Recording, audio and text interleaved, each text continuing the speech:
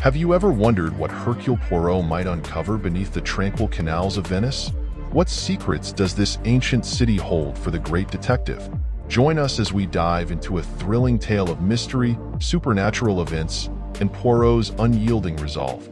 Welcome to Movies Unboxed. Our story begins in the picturesque city of Venice, Italy, in the year 1947.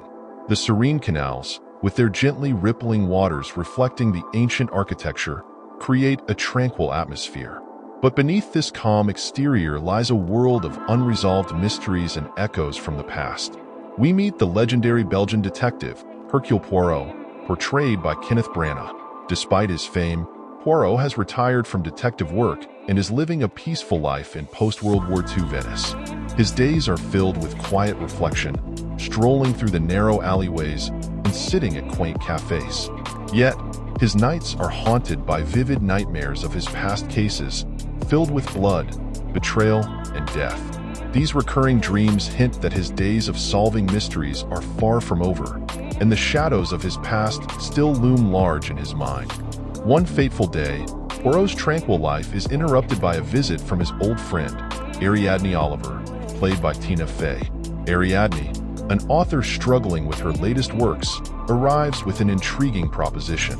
She invites Poirot to a Halloween party at a grand palazzo, owned by the former opera singer Rowena Drake, portrayed by Kelly Riley. The main attraction of the party will be a séance performed by the renowned medium Joyce Reynolds, known as the Unholy Mrs. Reynolds, played by Michelle Yeoh. The promise of uncovering hidden truths and encountering the supernatural piques Poirot's curiosity, compelling him to accept the invitation. The idea of mingling with the elite of Venice and the allure of the unknown make it too tempting to resist. Poirot, accompanied by his loyal bodyguard Vitali Portfolio, portrayed by Riccardo Scarmaccio, and Ariadne, arrives at the grand, yet eerie, palazzo. The building, with its Gothic architecture and looming shadows, exudes an aura of foreboding. The air is thick with tension as a group of children gathers around a storyteller who recounts the palazzo's dark past. Once an orphanage, it was abandoned during the plague, leaving the children to die a slow, agonizing death. Their restless spirits are said to haunt the palazzo, marking their victims with a slash, a curse known as the children's vendetta. This chilling tale casts a palpable fear over the guests, setting the stage for the night's events. The haunting atmosphere of the palazzo seems almost alive, its walls whispering the tragic stories of those who perished within. The séance begins in a dimly lit room, with everyone gathered in a circle around Joyce Reynolds. The flickering candlelight casts eerie shadows on the walls, adding to the tense atmosphere. As Joyce starts the séance, invoking the spirit of Rowena's deceased daughter, Alicia, the room grows colder. The guests shiver as the temperature drops, the air growing heavy with anticipation. Suddenly, the keys on a nearby typewriter begin to press on their own, creating a cacophony of eerie clacking sounds. The guests, wide-eyed and fearful, watch as Joyce appears to be possessed by Alicia's spirit. Her voice changes, and she begins to speak in a haunting, otherworldly tone. The séance reaches a terrifying climax as the lights flicker and strange noises echo through the palazzo. The experience leaves everyone on edge, their minds racing with questions and doubts. Poirot, ever the skeptic, meticulously observes the séance. His keen detective mind quickly uncovers the trickery behind the supernatural events. He exposes Joyce's accomplices, Desdemona Holland and Nicholas, who were responsible for manipulating the typewriter keys.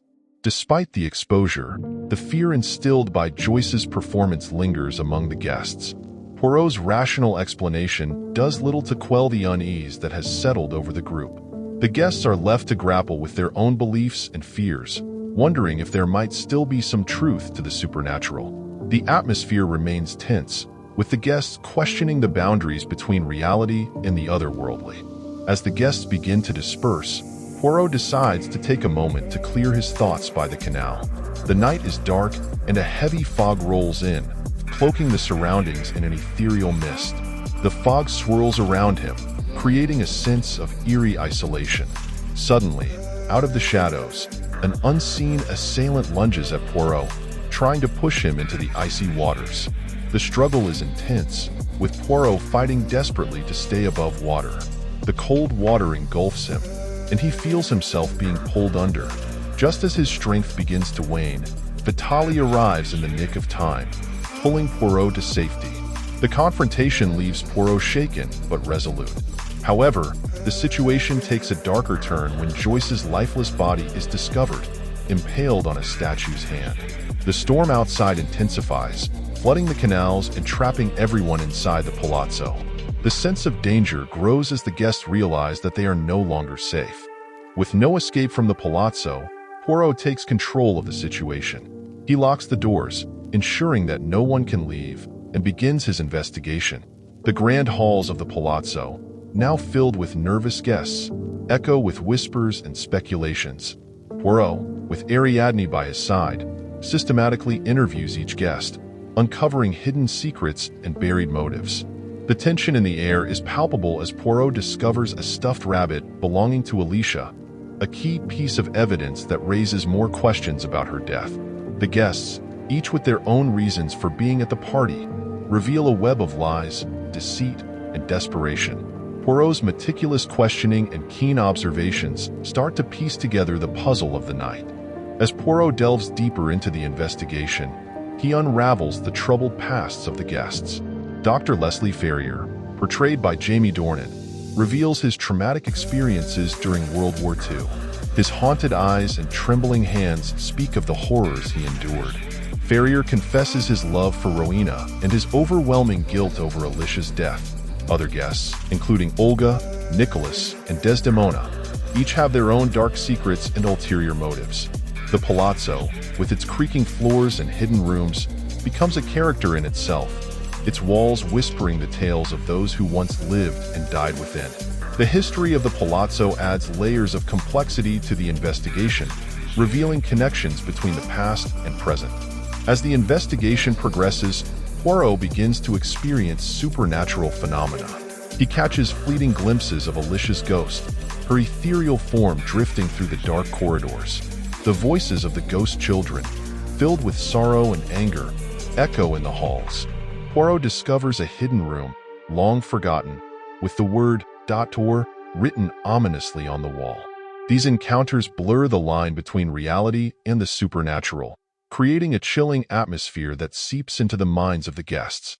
Each step Poirot takes brings him closer to the truth, but also deeper into the palazzo's dark history. The eerie occurrences challenge Poirot's rational mind, adding an extra layer of tension to the investigation. Poirot's relentless investigation leads him to a shocking conclusion. The killer is none other than Rowena Drake. Driven by greed and a twisted desire to control her daughter, Rowena had been drugging Alicia with honey extracted from rhododendrons, causing her to hallucinate. The overdose led to Alicia's death, which Rowena staged as a suicide. When Joyce and Ferrier discovered the truth, Rowena killed them to protect her secret. The revelation of Rowena's sinister actions sends shockwaves through the group, leaving them in disbelief and horror. Poirot's methodical approach and unwavering determination bring the dark truth to light, exposing the depths of Rowena's depravity and her manipulation of those around her. In a dramatic confrontation, Rowena tries to flee, her face twisted with fear and desperation.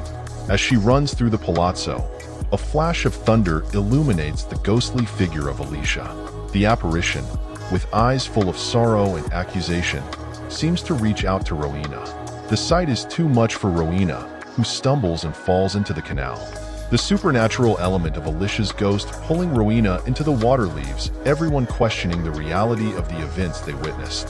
The palazzo, with its secrets now exposed, feels even more haunted than before.